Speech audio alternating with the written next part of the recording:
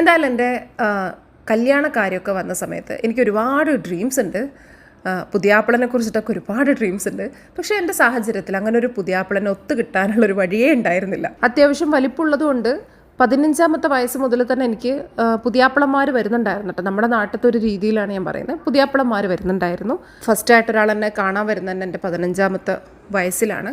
പക്ഷേ 20 വയസ്സ് വരെ കല്യാണമൊന്നും ഏതായാലും ആയില്ല. കാരണം ഉമ്മാക്കൊരു നിർബന്ധം ഉണ്ടായിരുന്നു, ഞാൻ ഡിഗ്രി പഠിക്കണം എന്നുള്ളത്. ഉമ്മയുടെ മക്കളെല്ലാവരും ഡിഗ്രി പഠിക്കണം എന്നുള്ളത് ഉമ്മാക്ക് നിർബന്ധം ഉണ്ടായിരുന്നു. ഉമ്മ ആകെ വാശി പിടിച്ചിട്ടുള്ള ഒരു സംഗതിയായിരുന്നു പഠിക്കണം എന്നുള്ളത്. ഏതായാലും ഞാൻ പഠിച്ചു, ഡിഗ്രി പാസ്സായി. 19ാമത്തെ വയസ്സിലാണ് ഡിഗ്രി പാസ്സാവുന്നത്. കാരണം 1ാം ക്ലാസ്സിൽ ജോയിൻ ചെയ്യുന്നത് 4 വയസ്സിലായിരുന്നു.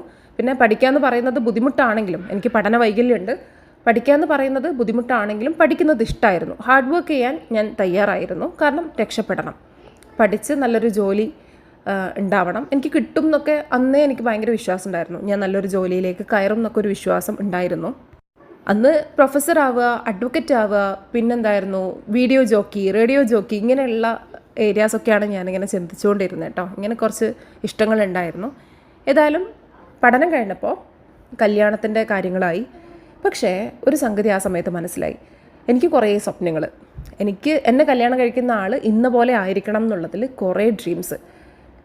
പക്ഷേ എൻ്റെ സാഹചര്യത്തിൽ അല്ലെങ്കിൽ നമ്മുടെ സാമ്പത്തിക സ്ഥിതിക്കനുസരിച്ചിട്ട് അങ്ങനെ ഒരു പുതിയാപ്പിളിനെ കിട്ടാൻ ഒരു വഴിയുമില്ല. നോക്കി കണ്ടുപിടിക്കുന്നെങ്കിൽ അങ്ങനെ ഒരു കാര്യം നടക്കാനുള്ള വഴിയും കാണുന്നില്ലായിരുന്നു. എന്തായാലും കുറേ പ്രശ്നങ്ങൾ, ബഹളങ്ങൾ, ഞാനിതെല്ലാം അള്ളാൻ്റെ അടുത്ത് ഏൽപ്പിക്കാൻ തുടങ്ങി.